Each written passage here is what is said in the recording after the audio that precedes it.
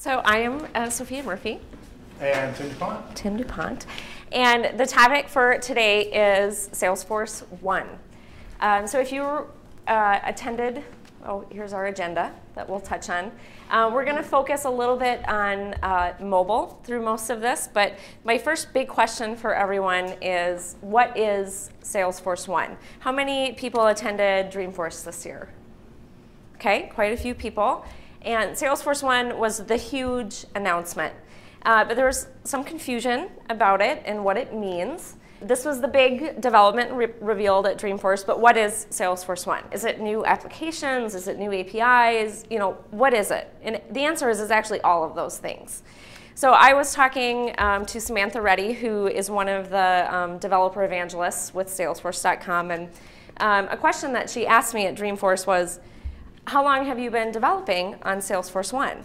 And I was a little confused, and I was like, well, I mean, they just announced it, like yesterday. So, you know, I didn't do any development this morning. And she said, yeah, I mean, but on Force.com, how long have you been developing on Force.com? And I said, oh, you know, 10 years or however long we've been doing this. And I said, so Force.com is now Salesforce1? And she said, well, yeah. So Salesforce1 is now that entire branded experience. And what we see in front of us is that mobile app. And that's what we're going to talk about the most today. But I kind of want to touch on Salesforce1 as the platform first. So we all know about the Sales Cloud, Service Cloud, the new ExactTarget Marketing Cloud that came on, and the App Exchange. Those are all part of the platform, the clouds that we're used to seeing. And we also have this mobile app that Mario and Lena both talked about. And then we have the APIs that we'll touch on. APIs allow Salesforce to talk to any other system that you have out there. So you have an ERP system that's storing all of your order history. APIs allow Salesforce to talk to that. And then we have our services underneath that. So the first one being Force.com. And I'm going to pick on Mario, so will you come up here? So we started out with Force.com. Well, you can't be in front of this, right? Okay, so we started out with Force.com. And Force.com by itself was very powerful. We could do lots of things. There was Visualforce, there was Apex development. We could customize our own Salesforce instance with Force.com. And it was awesome. And then I'm going to pick on Lena. Lena came up.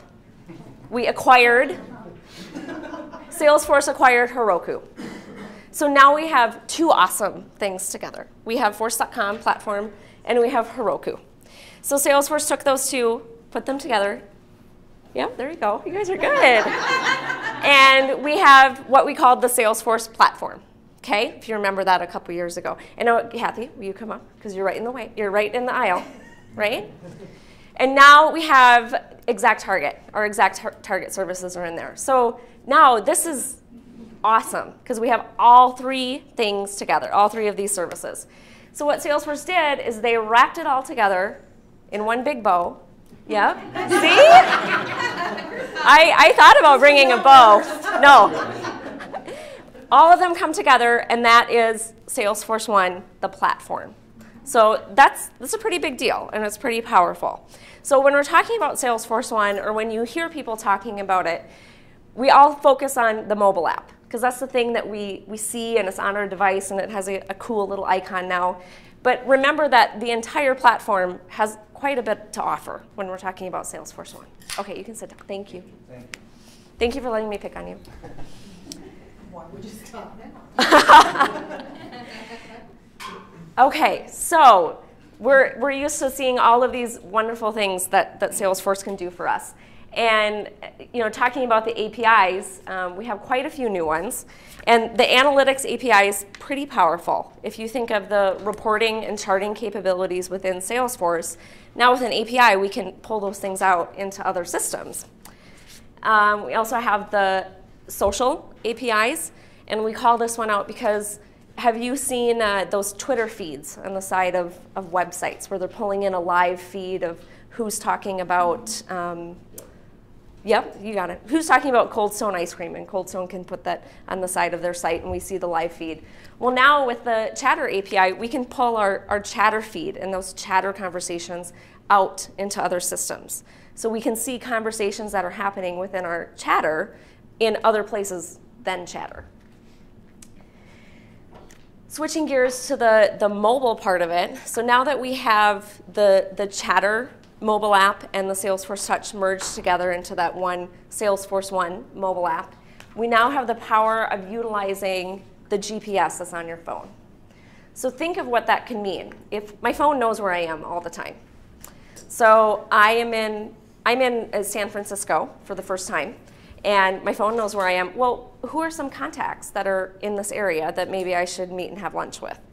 Traditionally, I would email our account reps and say, hey, you know, who's close to me? And they would just give me a general idea of who lives in the city. But tying into the GPS on my phone, there's the possibility of knowing who's within a mile, who's within 2 miles, who's within, you know, who's next door to me. We also have the identity services. So how many of you have a Facebook account? Okay. How many of you have been on other websites where it says sign in with Facebook? Right? So that's SSO. That's single sign-on. So I can use my Facebook credentials to sign in to other services. Now we can do that with Salesforce. My Salesforce credentials, I can use that to sign into other services. So if you think you have like an intranet, you know, internally at your company, we can now utilize the credentials that you use to log into Salesforce to also authenticate you into other systems. And mobile notifications. Okay, so lots of people said that they were on Facebook. How many of you have Facebook tied into your phone? And how many people does your phone beep when you get a Facebook message or an alert? And you ignore it. You ignore it? No, you can't. You can't ignore it.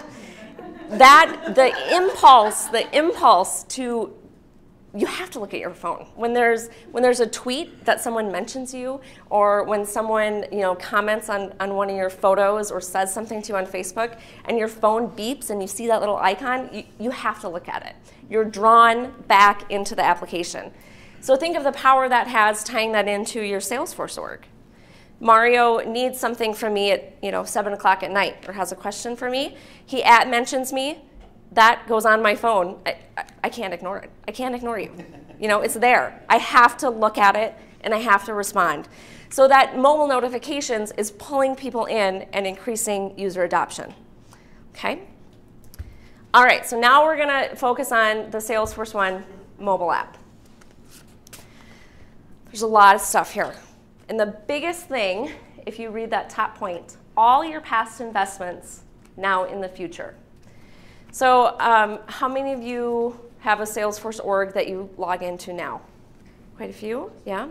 And just one, or just one or more orgs that you log into. How many of you have done absolutely no customizations to it? None, right? All of us have unique situations. We've made custom objects. We've made custom fields, custom reports. All of those things that you've done to what I would call the desktop version of your Salesforce are now available in a mobile app. They just roll in the way they are. So speaking of that, we have custom objects. So previously, we couldn't expose all of our custom objects with the native mobile apps. So that was a frustration point, to create something that's perfect for your business, and then you can't get at it. You can't get at it on your mobile device. You have to go to your computer for it. The other thing that's cool about this is all of the security and all of the permission sets and profiles that you set up to manage who has access to what. All of that automatically rolls in to your mobile device. Okay. Publisher actions. So how many of you have used the chatter action functionality within Salesforce yet? It's kind of new. It's pretty new. Okay, chatter action. Yeah, good question. So we have our chatter feed at the top of objects and records. It's all over your Salesforce instance now.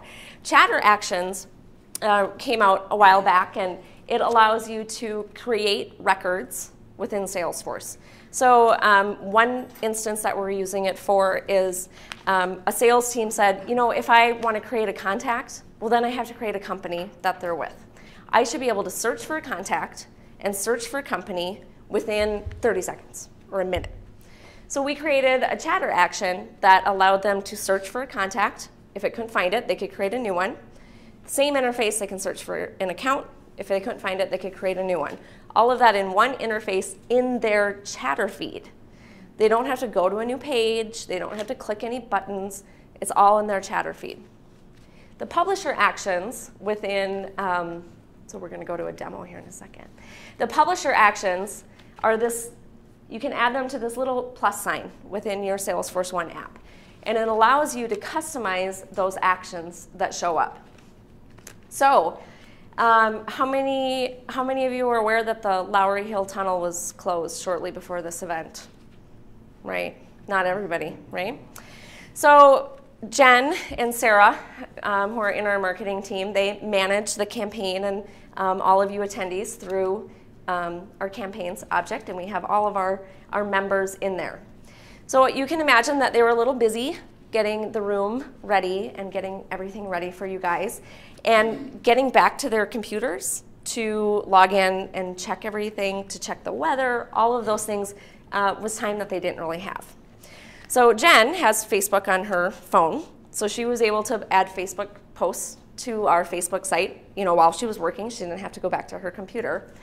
But Sarah would have wanted to email you guys and let you know, hey, there's some alternate routes that maybe you should take. This 394 is all blocked out. FYI, this is the best place to park. So what we did was we created a publisher action for Sarah. So she can go into the campaign, click the little plus sign on her mobile device. She doesn't have to go back to her computer, and click email members. Put in a subject, a quick comment, and this will email everyone that's tied to the campaign or all of you in the room. So think of what else you could do with that. All of that is on your device. You don't have to go back to, right? We'll do one more. So this is a demo org, so you guys are all not getting spammed right now. Wanted to let you know that. But this was something that as Tim and I were watching everyone get ready for the event, we're like, wow, that would be a good use case for a chatter action to allow Sarah to notify everyone that's coming to the event without having to stop what she was doing. All right. All right, the next thing, Visualforce. How many of you have a Visualforce page or component set up in your org right now? You might not even know if you do, right? This is huge. As a developer, I find that there are so many awesome things that we can do with Visualforce. And when Mario was up here and he was the Force.com platform, there were lots of awesome things that we could do with Visualforce and Apex. And we get so excited to do it, and then it doesn't work on mobile. We could do this, and it didn't work on mobile. There was supposed to be someone from Medtronic here who hasn't arrived yet, but I was going to pick on him, and he's not here. But Medtronic has doctors, field reps that are in and out of hospitals constantly throughout the day. They can't bring their laptop with them. They don't know if they'll always have internet access, but they have their phones with them all the time. And we had all these solutions ready for them in Visualforce that we kind of had to draw back and put stops in because they needed it on their mobile device, and we couldn't surface it to them in that way. So we did some things that worked, but now that we can do Visualforce, I encourage you guys to go out to our website because there was actually a conversation that we took between Don Mink, who heads up our project services, and Rose Wu, who works at Medtronic. And it was Don telling her what Salesforce1 is going to do for their business because of all those things that they felt that they gave up to do it mobily. They now can let their users have whatever they want. And Mario and I were sitting at the table with them when that happened, and she was just blown away. It made her day that Visualforce is now available through your mobile app. All right, so Tim's gonna make a Visualforce page very quickly, so this is pretty quick. And one of the things that you'll notice now when you look at your page layouts, so we have our standard page layouts that we're used to seeing that we can add new fields to. But we also have something on the page layout called a mobile card. And that mobile card, oops, you lost your copy paste. Yeah. I gave him some code. He was like, well, you're going to have to tell me what needs to go in there. So you notice that he checked the available for Salesforce mobile apps. So not all of your Visualforce pages are going to magically show up in your Salesforce1 app. You're going to have to go through and pick the ones that you want. And we created one that just has a quick little picture of the influencer series. And so now Tim is in the page layout for a campaign. And you can see where we had our publisher actions that we added email members to. But we now have mobile cards. And it's even marked as Salesforce1 only. So we're just going to drag our new Visualforce page there and save it. And then go back to our campaign. And we have our basic campaign information. And now we have our Visualforce page. So this is just a picture, right? But think about all the things that you can do within Visualforce. And now you can do them on here. So that scenario I talked about of searching for a contact, creating a new one, searching for an account, creating a new one, all in one page, all of that can happen in this area on your mobile device. So it's pretty powerful of everything that we can do. Ooh, I got a notification too. Nice. See what was up there. Oh, Carrie's commenting on things for you. So one of our BAs is obviously playing in the demo org at the same time. OK, so as we're talking about Salesforce1 and all of these cool things, I saw some eyes kind of like, oh, I wonder how we would do that. And some people writing notes. One thing that we want to make sure people are aware of is everything that you do, technology, Salesforce1, that's a tactic.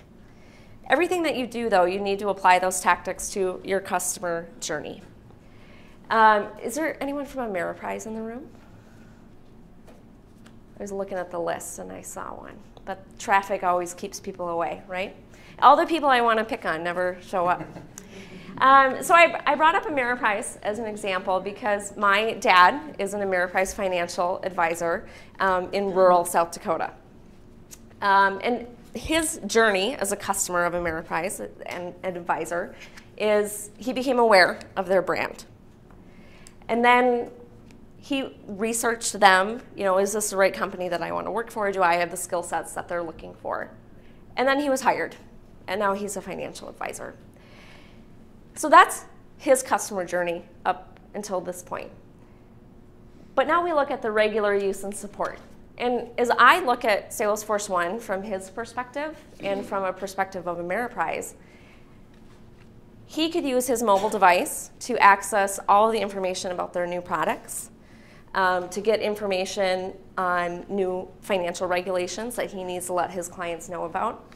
And the reason why he came to mind is my dad's kind of old school. He does not check email. He actually gets annoyed when I send him an email and he calls me and says, why did you send me an email? He doesn't like to log onto his computer. He thinks there's too many passwords and too many things. But he doesn't go anywhere without his phone. His phone is attached to him. And he's on the road a lot. He's on the road everywhere, but his smartphone is with him wherever he goes. So I think of, we talked about the notifications that come up on your phone.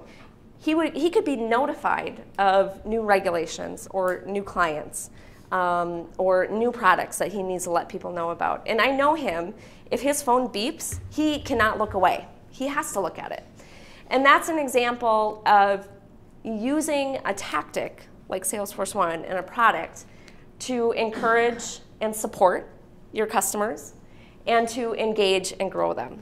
Because this customer journey keeps going. Because not only did he come on as a financial advisor, but we also need to continue awareness of, are there new clients that he needs to bring on? Are there new products that he needs to be aware of? And keep the circle going until he is a brand advocate for Ameriprise. Okay?